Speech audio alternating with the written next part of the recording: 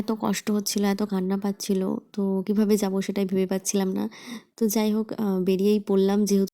Hello everyone, Sweety lifestyle চ্যানেলে আরও একটা নতুন ব্লগে তোমাদের অনেক অনেক স্বাগত। আজকের দিনটা যে এরকম হতে চলেছে সত্যি আমি আগে থেকে জানতে পারিনি, বুঝতেই পারিনি।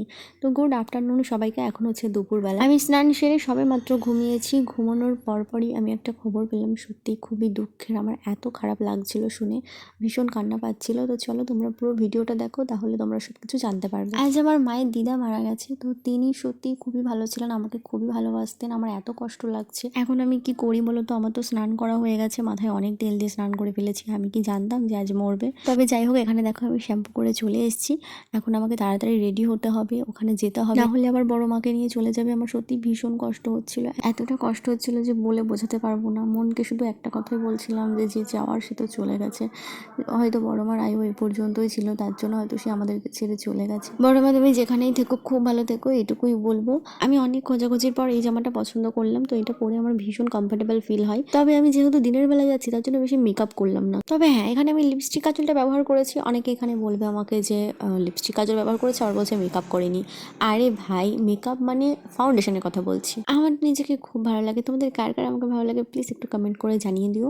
আর হ্যাঁ, আমার চ্যানেলে যারা নতুন রয়েছে তারা আমার চ্যানেলটা অবশ্যই সাবস্ক্রাইব করে দিও। যাই হোক, কথা বলতে বলতে অনেকটাই লেট হয়ে গেছে। আর হ্যাঁ, একটা রিকোয়েস্ট, আমার হেয়ার স্টাইল নিয়ে কেউ কিন্তু কিছু বলো না, কেননা আমার একটাই হেয়ার স্টাইল, সেটা হচ্ছে এইটা। তোমরা এখন দেখতেই পাচ্ছ লিপস্টিকটা লাগিয়ে কিন্তু আমাকে ওয়াও লাগছে, তোমরাই বলো কমেন্টে। তো যাই হোক, আমার এখানে লিপস্টিক ডান। তো এখন আমি দেবো মাস্কারা। তো মাস্কারাটা না আমার অনেকটা শুকিয়েই গিয়েছিল প্রায়। তো তোমরা প্লিজ কেউ কিছু এটা নিয়ে কমেন্ট করো না। মেকআপের মধ্যে হাস্যকর একটা জিনিস হয়েছে, তোমরা এটা কিন্তু কেউ মিস করো না। আমি মাস্কারা, কাজল, আইলাইনার সব লাগিয়ে ফেলেছি, কিন্তু আমি আইশ্যাডো দিতে একদম ভুলে গেছি। তো কি করব, পরে আমি কাজলের ওপর দিয়ে, আইলাইনার ওপর দিয়ে মাস্কারাটা অ্যাপ্লাই করেছিলাম, কিন্তু অসাধারণ হয়েছিল সেটা, জাস্ট অসাধারণ। এরপর থেকে আমি ভাবছি এভাবেই আমি মেকআপটা করব। আসলে মেকআপ করিনি, তোমাদেরকে আমি আগেই বলেছি। আমি লিকুইড ফাউন্ডেশন ইউজ করিনি, কোনো ফেস পাউডার ইউজ করিনি। আমি জাস্ট একটা ক্রিম ইউজ করেছিলাম, যেহেতু শীতকাল। এত কিছুর পরেও কিন্তু আমার সেই বারবার একই কথা মনে পড়ছে, আমি কখন ওখানে পৌঁছাবো। আমার সত্যি ভীষণ কষ্ট হচ্ছিল, এতটা কষ্ট হচ্ছিল তোমাদেরকে আমি বলে বোঝাতে পারবো না। আমি বলছি না, তোমরা ক্যামেরার সামনে আমাকে খুশি দেখলেও তোমাদেরকে আমি বলে বোঝাতে পারবো না আমার কি কষ্ট হচ্ছিল। কোন ইয়াররিংটা পরবো সেটাই ভেবে পাচ্ছিলাম না। তারপর একটা ইয়াররিং পছন্দ করলাম, এটা আমার সব থেকে ফেভারিট। এটা আমি সব সব জায়গায়, মানে যেখানে যাই বেশিরভাগ পরে যাই, আর বিশেষ করে এই চুড়িদারটার সাথেই আমি পরে যাই।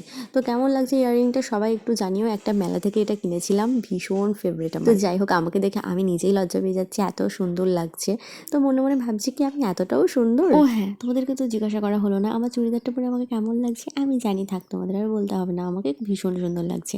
এই চুড়িদারটা আমার মা আমাকে গিফট করেছে পুজোতে। এই যে এটা হচ্ছে আমার নতুন আইশ্যাডো, কেউ বুঝতে পারছো? আমার নতুন আইশ্যাডো এত ব্যবহার করে ফেলেছি, এত মেলা পুজোতে ঘুরেছি, তার জন্য এই অবস্থা হয়ে গেছে। আমি সবকিছু বাদ দিতে পারলেও আইশ্যাডো, কাজল আর লিপস্টিকটা কিন্তু বাদ দিতে পারবো না। এটা আমার চাই, মানে যেখানেই যাই না কেন আমি এটা আমার লাগবেই। চোখ মুখ দেখে আমার বুঝতেই পারছো কতটা মন খারাপ, কতটা কান্না করছিলাম।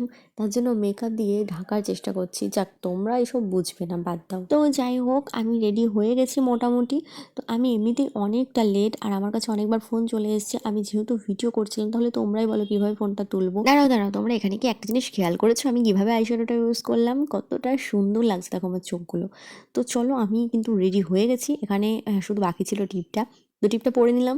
লাল টিপটা খুব একটা এখানে যাচ্ছিল না, তবু কিন্তু লাল টিপ পরতে আমার খুব ভালো লাগে, তার জন্য পরলাম। সবই ঠিক আছে, বাট একটা কিছু খামতি রয়ে গেছে। কি বলতো? সেটা হচ্ছে সানগ্লাস। জানি দুপুর গড়িয়ে বিকাল পড়ে গেছে, কিন্তু তবুও কিছু করার নেই, সানগ্লাসটা তো নিতেই হবে, ওটা ছাড়া তো আমি যেতেই পারবো না। তো চলো, ওটা নেওয়া হয়ে গেছে, এবার ব্যাগটা নিয়ে নেবো। ব্যাগের মধ্যে আমার কিছু জিনিস রয়েছে, সেগুলো দরকার লাগবে, যেহেতু ঠান্ডা এখন। এত কষ্ট হচ্ছিল, এত কান্না পাচ্ছিল, তো কিভাবে যাবো সেটাই ভেবে পাচ্ছিলাম না। তো যাই হোক বেরিয়েই পড়লাম, যেহেতু যেতে যখন হবে, এমনিতেই অনেক লেট হয়ে গেছি। তো আমার কমপ্লিট হয়ে গেছে পুরোপুরি, একদম অলমোস্ট ডান। তো চলো, আমি একটু দেখে নিলাম আয়নায় যে কেমন লাগছে এই ড্রেসের সাথে সানগ্লাসটা, কেমন যাচ্ছে। এখান থেকে তো বেরিয়ে যাচ্ছি, কিন্তু জানি না রাস্তায় গিয়ে ভিডিও করে কিছু দেখাতে পারবো কি না। তোমরা দেখতেই পেলে যে আমি আমার মোবাইলে ভিডিও করছিলাম।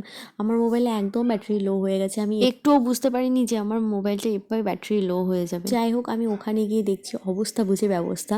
যদি আমি কারোর মোবাইল পাই অবশ্যই তোমাদেরকে ভিডিও করে দেখাবো। তো নেক্সট ভিডিওতে সেগুলো আমি শেয়ার করব। সবাই খুব খুব ভালো থেকো, আর আমার ভিডিও যদি তোমাদের ভালো লাগে তাহলে একটা লাইক করে দিও। তো চলো এখন, বাই।